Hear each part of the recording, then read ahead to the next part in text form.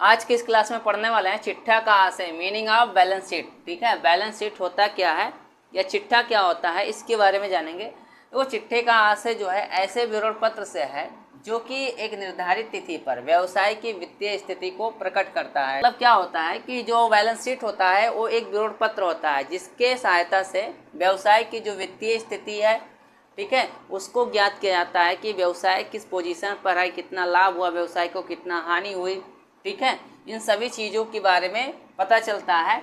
और चिट्ठा वास्तव में जो है संपूर्ण लेखांकन कार्य का सूक्ष्म होता है। जो बैलेंस शीट होता है वो संपूर्ण लेखांकन का एक सार होता है। चिट्ठे की तुलना व्यक्ति के हाथ की हथेली से की जा सकती है और बैलेंस शीट की तुलना जो है व्यक्ति के हाथ की हथेली से की जा सकती है। कैसे करते हैं?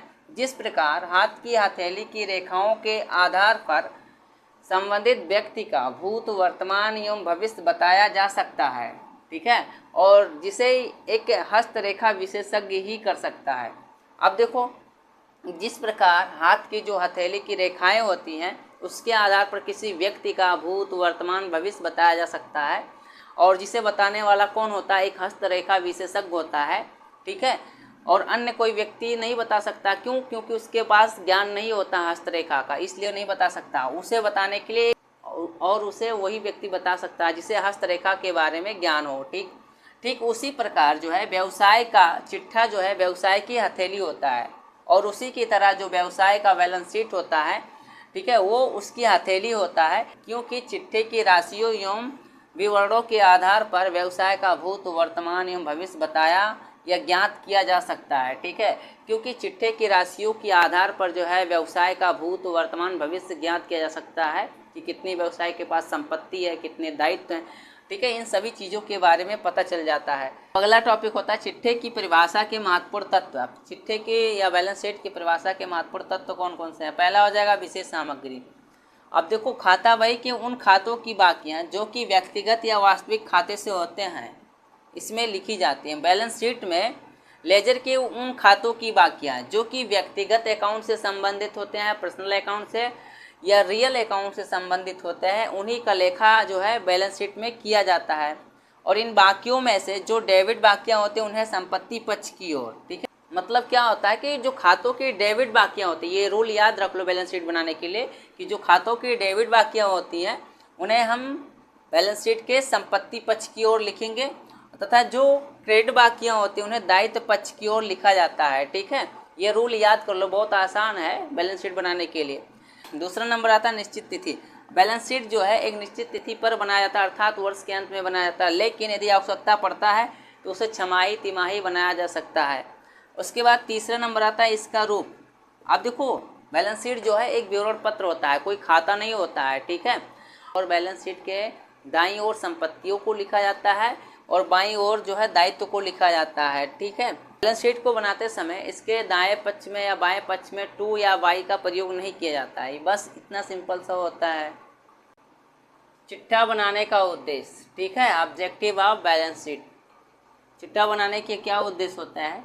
पहला हो जाएगा वित्तीय स्थिति के बारे में संतोष करना, मतलब बैलेंस शीट के माध्यम से उसकी वित्तीय स्थिति की जानकारी होती है। फिर दूसरा नंबर हो जाएगा कुल देनदारों और विभिन्न प्रकार के देनदारों से प्राप्त राशि का ज्ञान प्राप्त होना, मतलब जितने भी देनदार होते हैं उनसे जो राशि प्राप्त होती है उसका ज्ञान होता है। तीसरा होता है संपूर्ण लेनदारों व विभिन्न प्रकार के लेनदारों की देय राशियाँ ज्ञात करना और इसके माध्यम से जो भी लेनदार होते हैं उनको कितना राशि पे करना है इसका ज्ञान होता है। चौथा नंबर रोकड़ का ज्ञान होना। देखो, चिट्ठा बनाने की तिथि पर कैश इन हैंड कितना है और कैश इन बैंक कितना, मतलब बैंक में रोकड़ कितना है, कैश में रोकड़ कितना है, इन सभी चीज़ों का जानकारी होता है। पाँच नंबर हो जाएगा पूंजी। देखो, पूंजी में क्या होता है कि व्यवसाय की पूंजी या कैपिटल में कितनी बढ़ोतरी हुई, कितनी कमी हुई, इसका ज्ञान होता है। 6 नंबर हो जाएगा शुद्ध लाभ एवं हार। मतलब क्या होता है कि इसमें जो है व्यवसाय का शुद्ध लाभ कितना है और व्यवसाय के द्वारा कितना रुपया जो है आहरण किया गया है, इसकी जानकारी प्राप्त होती है। 7 नंबर हो जाएगा अन्य अदत्त व्यय। चिट्ठे की तिथि पर आदत्त एवं पूर्वदत्त व्यय, अप्राप्य एवं अग्रिम प्राप्त जितनी भी राशियाँ होती है, अमाउंट होता है, उसका ज्ञान होता है। बैलेंस शीट का मीनिंग जान चुके हैं और उसके उद्देश्य के बारे में भी जान चुके हैं। अब जानेंगे बैलेंस शीट कैसे तैयार किया जाता है, कितने तरीके से तैयार करते हैं। तो बैलेंस शीट दो तरीके से तैयार करते हैं, एक होता है अस्थाई विधि और एक होता है तरल विधि। और जो बैलेंस शीट है ये अस्थाई विधि के अनुसार तैयार किया गया है। तो सबसे पहले इसमें लिखेंगे बैलेंस शीट एज एट 31 मार्च 2023। अब सन के जगह पे जो भी सन चल रहा होगा क्वेश्चन में दिया होगा उसको लिख दीजिएगा। और इसके 4 कॉलम बनते हैं, पहला कॉलम लायबिलिटीज का, दूसरा अमाउंट का, तीसरा एसेट्स का और चौथा अमाउंट का कॉलम होता है। ठीक है, अब देखो अस्थाई विधि का क्या क्या रूल है। दायित्व पक्ष में या लायबिलिटीज साइड में सबसे पहले कैपिटल लिखेंगे। वो कैपिटल लिखने के बाद जितने भी दीर्घकालीन दायित्व होते हैं उसको लिखेंगे। फिर अल्पकालीन जितने भी दायित्व होते हैं उसका लेखा इसमें किया जाता है। एसेट साइड मतलब संपत्ति पक्ष में क्या लिखते हैं सबसे पहले, तो इसमें सबसे पहले क्या लिखेंगे, जितनी भी अस्थायी संपत्तियां रहेंगी उसका लेखा करेंगे। फिर उसके बाद जितनी भी तरल संपत्तियां होती हैं उसका लेखा करेंगे। फिर टोटल सभी का कर देंगे। ठीक है, अब देखो कैपिटल में क्या करेंगे, पहले नंबर पर पूंजी जो कैपिटल होगा उसका एंट्री करेंगे। तो कैपिटल में ऐड कर देंगे नेट प्रॉफिट जितना होगा, फिर लेस करेंगे ड्राइंग्स।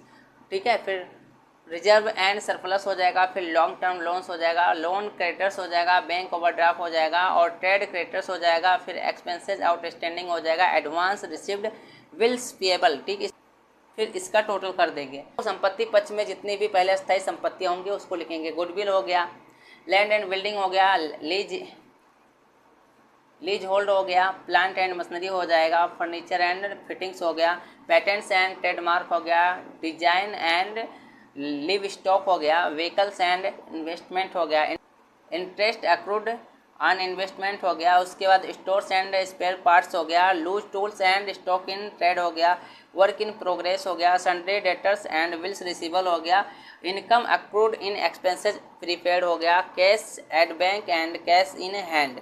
इन सभी को लिखने के बाद इसका टोटल कर देंगे और दोनों का टोटल सेम आएगा। ठीक है, जितना इसका टोटल होगा अमाउंट उतना इसका भी आएगा, इसमें अंतर नहीं होता है। और जब अमाउंट बराबर आ रहा है तो समझो बैलेंस शीट सही बना हुआ है। ठीक, ये होते हैं बैलेंस शीट बनाने के रूल।